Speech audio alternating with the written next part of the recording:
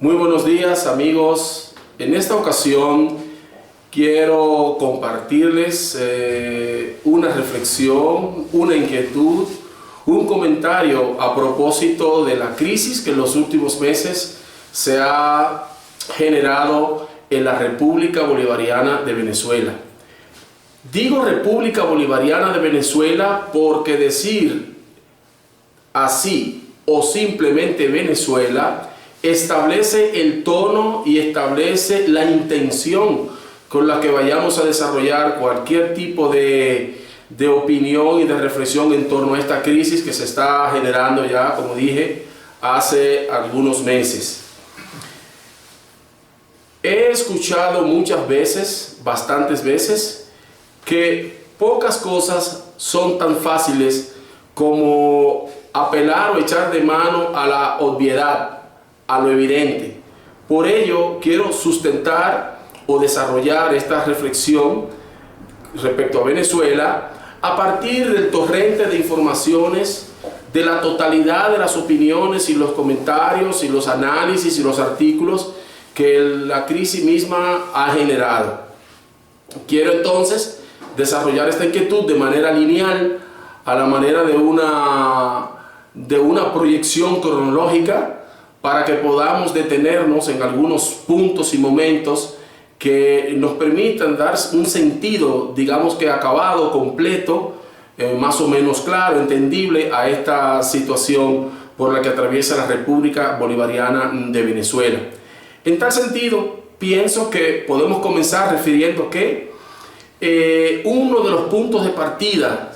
de esta crisis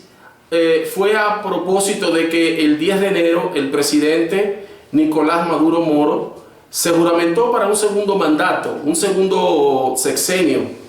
y lo hizo desde el local del edificio del Tribunal Supremo de Justicia, y no lo hizo como correspondía desde las instalaciones de la Asamblea Nacional, puesto de que la Asamblea Nacional desde el 2015 ha estado en manos de la oposición. Entendió entonces el gobierno que podía hacerlo desde esta instancia, puesto de que la oposición no ha hecho otra cosa desde el 2005, presidiendo la Asamblea Nacional, que impedir, que obstaculizar y bloquear todas las acciones que emanan del Ejecutivo y de todas las instancias que permiten el desarrollo de la vida pública en Venezuela. A partir de este 10 de enero que se proclama o se juramenta el presidente Maduro, el joven ingeniero Juan Guaidó, por su parte, entonces el 23 de ese mismo mes de enero, se declara presidente encargado. Presidente encargado, es bueno que nos detengamos aquí para aclarar que ese término de encargado no existe en la realidad política, ni en el ordenamiento jurídico, ni en la Constitución de Venezuela. Este joven ingeniero Juan Guaidó había por su parte tomado o había sido promovido a la presidencia de la Asamblea Nacional precisamente el 5 de enero, 5 días antes de esta juramentación del presidente Nicolás Maduro. Este joven Juan Guaidó viene de las filas del partido Voluntad Popular. Voluntad Popular es el partido que en los últimos 10 años ha desarrollado el proceso de antagonismo y de crítica a través de huelgas y manifestaciones urbanas en las calles, ¿no?, de toda la República Bolivariana de Venezuela, provocando los mayores niveles de violencia, de disturbio y de desasosiego social y político. Este joven fue promovido a la Asamblea Nacional por el líder histórico de este partido Voluntad Popular, Leopoldo López, que a raíz de los disturbios, de los pasados disturbios en Venezuela en los últimos 2 o 3 años, que él ha liderado esa oposición radical, una oposición que se orienta con los intereses de la extrema derecha y los sectores más conservadores de Venezuela. Él fue el creador en los últimos años, o por lo menos fue el que volvió a implementar en Venezuela un recurso de protesta callejera y de violencia llamada las guarimbas, que han sido actos vandálicos que han cobrado la vida de decenas o cientos de venezolanos. Juan Guaidó fue promovido por este líder, Leopoldo López, a la presidencia de la Asamblea Nacional, y para favorecerle ese gesto, hasta hace unas semanas lideró un pequeño grupo de confundidos miembros de las Fuerzas Armadas Nacional Bolivariana que rescataron en una acción temeraria por la madrugada a Leopoldo López de su domicilio, donde guardaba arresto domiciliario, valga la redundancia, y fue llevado en calidad de huésped a la Embajada de España en Caracas. Luego, Juan Guaidó, el 23 de enero, se pronuncia, como ya dije, se declara presidente encargado en una plaza del este de Caracas, la capital de Venezuela, que es la plaza donde suele convocar y donde suele desarrollar sus actividades de protesta mayoritariamente subversiva la oposición venezolana, valga decir, una oposición de pensamiento conservador, con una visión neoliberal del ejercicio de la política y el desarrollo económico. Y este acto temerario, ilegal, de Juan Guaidó fue a los pocos minutos respaldado por el presidente Donald Trump, y por un grupo de países hoy en América Latina cuyos presidentes obedecen a esa receta neoliberal y también acusan un pensamiento conservador, como es el caso de los gobiernos de Argentina, Brasil, Colombia, Chile, Ecuador y Perú. Precisamente en Perú, 2 semanas después de esta proclamación del 23 de enero de Juan Guaidó, se conforma el llamado Grupo de Lima, un grupo que está constituido por estos países no para llamar a un diálogo constructivo y a una salida democrática y pacífica a la crisis de Venezuela, sino que por el contrario, su único objetivo en sus acciones políticas es la salida del presidente constitucional de la República Bolivariana de Venezuela, el presidente Nicolás Maduro, y estas acciones de este Grupo de Lima cuentan, como no, con el respaldo de la OEA, de la Organización de Estados Americanos, en nombre de su presidente, el muy criticado y muy cuestionado en su gestión, Luis Almagro. El presidente Nicolás Maduro llega al poder tras la muerte del presidente Hugo Chávez. Llega al poder con un mandato del pueblo libérrimo, quien deposita en Maduro el proyecto bolivariano, digamos que inconcluso a raíz del fallecimiento lamentable del presidente Hugo Chávez, un presidente que precisamente en el 2002 superó un golpe de estado de estos sectores conservadores, de este pensamiento neoliberal, pero fue luego de 48 horas devuelto al Palacio de Miraflores por una acción del pueblo en las calles, unas acciones multitudinarias de millones de venezolanos en aquel entonces, desde 2002, reclamando la vuelta a su presidente al poder, y también por la acción decisiva de los elementos más jóvenes de la Fuerza Armada Nacional Bolivariana, que lo devuelve al poder y sale del poder quien durante 48 horas fungió como presidente, el empresario Pedro Carmona Estanga. Esta crisis venezolana, viéndolo desde un punto de vista, ¿cómo les digo?, dramático, trágico, para decirlo en términos o en clave teatral o escénica, esta crisis se da desde un trasfondo no muy visible por los medios, un trasfondo de naturaleza geopolítica, un trasfondo donde hay intereses superiores en juego, y podemos establecer este trasfondo a través de 3 puntos o momentos que, definiéndolo, nos sitúan en las razones esenciales que han motivado esta crisis. Pienso que el primer punto sería aquel que nos permite entender que entre el 45 y el 50 o 55% del petróleo que se transporta en el mundo parte del Golfo Pérsico, y precisamente la mayoría del petróleo que acumula, almacena y luego comercializa los Estados Unidos precisamente viene de este punto geográfico, ¿no?, de Medio Oriente. Este es un petróleo que se transporta cruzando todo el Océano Índico, bordeando Sudáfrica, atravesando el Atlántico y luego llegando a los puertos norteamericanos. Como ustedes sabrán, esto tiene un impacto enorme en términos económicos desde el punto de vista de la logística, ¿no?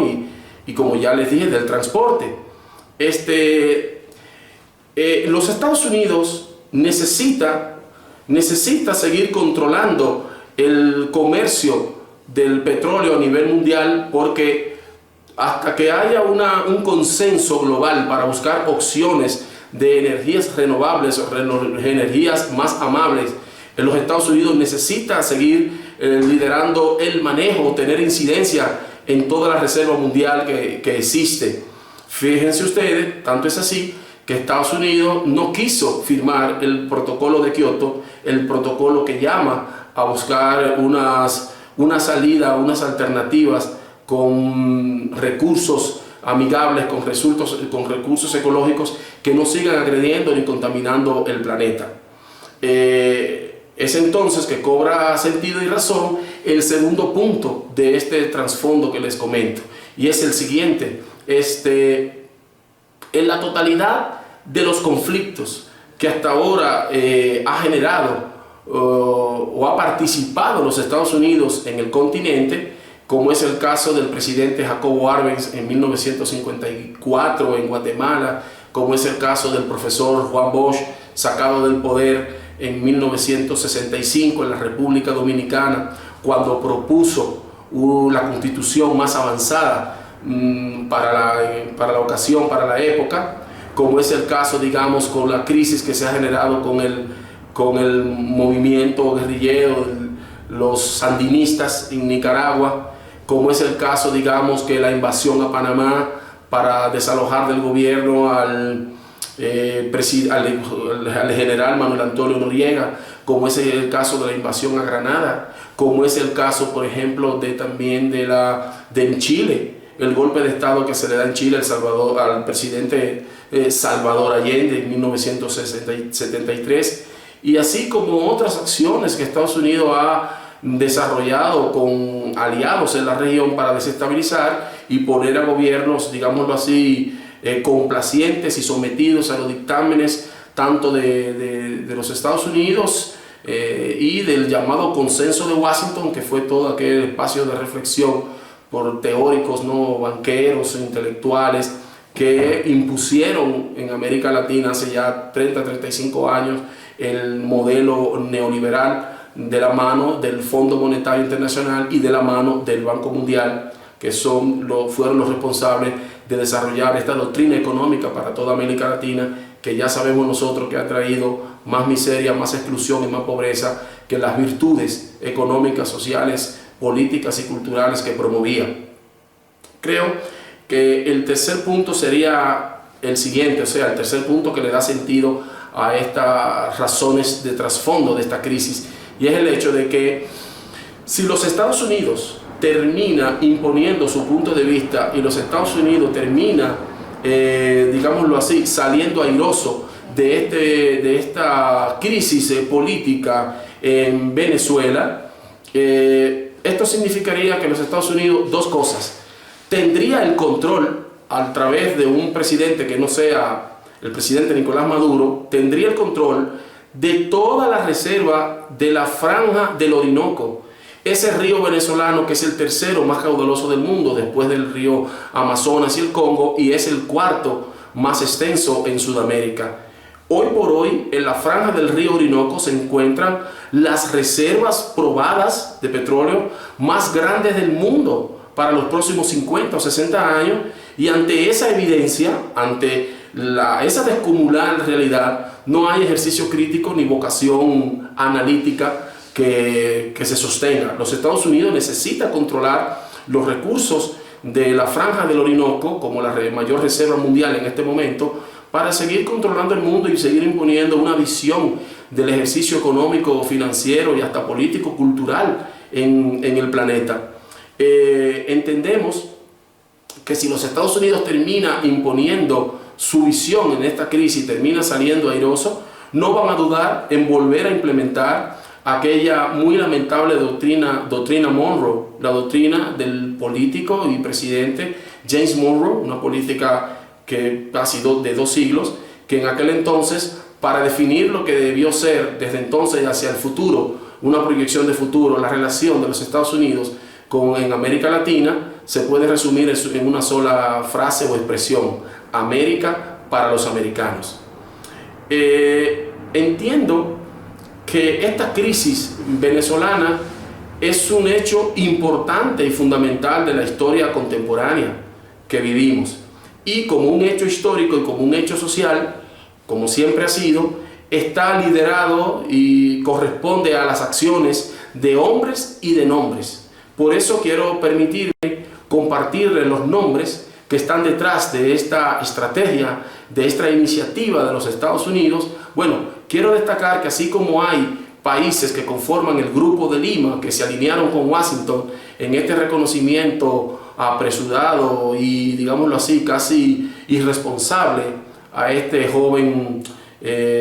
Juan Guaidó, por fortuna existe también un grupo de países que llamaron y siguen llamando a la concordia y siguen llamando a la búsqueda de una solución negociada y bajo el imperio de la razón y bajo el imperio entonces de nuestra capacidad de diálogo y de buenas maneras. Estos países de esta concertación democrática, de este llamado democrático, está liderado por México, que se ampara en su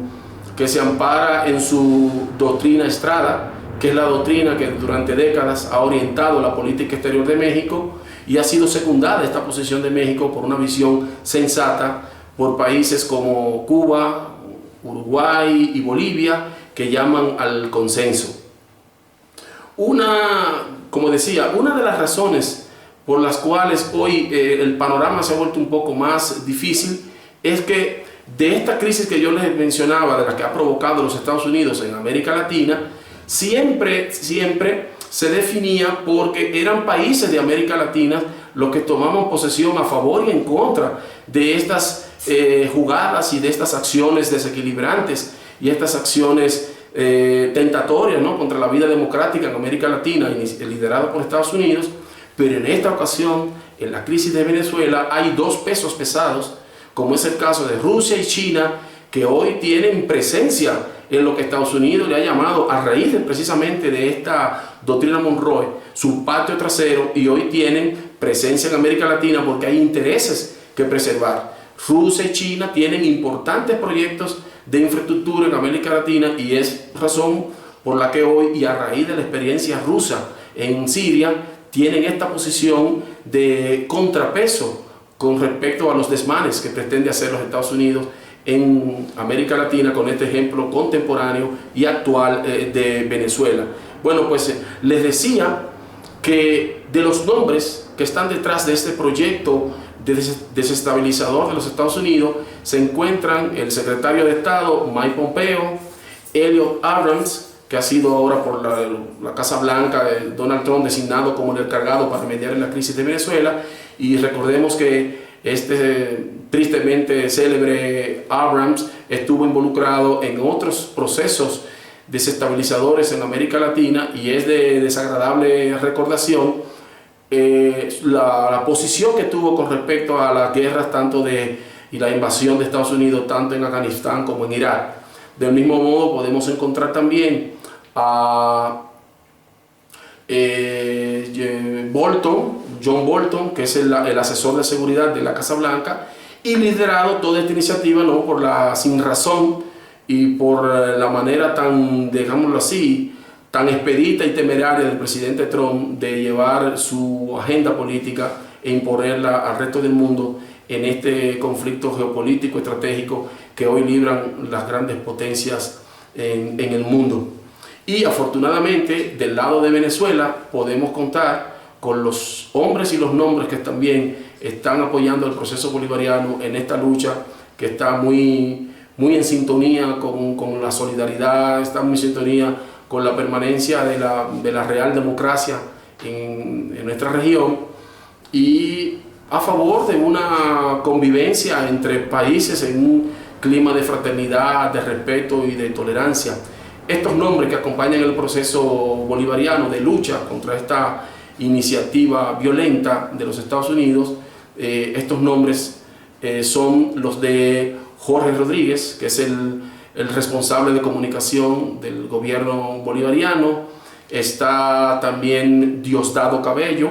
que es el presidente de la Asamblea Nacional Constituyente. La Asamblea Nacional Constituyente es distinta a la Asamblea Nacional. Fue una Asamblea Nacional Constituyente que se tuvo que crear para poder facilitar las acciones de gobierno que estaban desde el 2005 siendo, digámoslo así, impedida por esta oposición representada en la opositora Asamblea Nacional, de la que es presidente este joven Juan Guaidó, que lidera este proceso insano de querer sacar al presidente Maduro del poder. Del mismo modo podemos también ver el nombre del verbo apasionado y del gran defensor de la causa venezolana ante las Naciones Unidas, Samuel Moncada, que es precisamente el embajador de los Estados Unidos en la Organización de las Naciones Unidas, que lidera este proceso de lucha y de visibilización de la parte más sana de este conflicto, que la representa por mucho la posición del gobierno. Y del mismo modo también tenemos a la vicepresidenta Delcy Rodríguez, que es hermana a su vez de Jorge Rodríguez, este ministro de Comunicación, y un conjunto de hombres y mujeres que están hoy librando la lucha decisiva para continuar con este proceso democrático que hasta hace unos años se pudo construir con un rostro solidario, con un rostro humano, con un rostro de bienestar social y con un rostro, digámoslo así, de compromiso hacia el futuro con las grandes mayorías que lideraron los gobiernos de Lula y Dilma en Brasil, Cristina y Néstor Kirchner en Argentina, la sigue liderando también Evo Morales en Bolivia. Lamentablemente ya no está en el poder Rafael Correa en Ecuador, pero todo este movimiento y su proyecto político en este momento, la esencia de ese proyecto político está en juego en esta crisis venezolana, con esta izquierda representada y apoyada por lo peor de la administración de los Estados Unidos y por lo peor del pensamiento y la acción política en los gobiernos totalitarios en América Latina. Pienso que para concluir esta reflexión sobre la crisis venezolana, pudiera hacerlo, digámoslo así, recordando o digámoslo así, recuperando un pensamiento o una reflexión del libertador venezolano Simón Bolívar, que precisamente fue el libertador de algunos de los países de Sudamérica que hoy adversan precisamente a Venezuela. Ahí está hecha la paradoja histórica. Que Bolívar, a propósito de lo que desde el principio se definió como la política de los Estados Unidos para América Latina, resumió con una visión adelantada, ciclópea, una reflexión que nos sitúa en esa realidad. Dijo Bolívar: los Estados Unidos parecen destinados por la providencia a llenar América Latina de miserias en nombre de la libertad. Les agradezco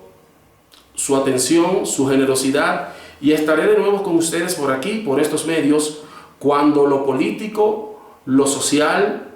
lo cultural y lo económico sigan moviendo los hilos del acontecer mundial planetario. Muchas gracias y hasta otra próxima entrega. Les habló su amigo Domingo Guerrero.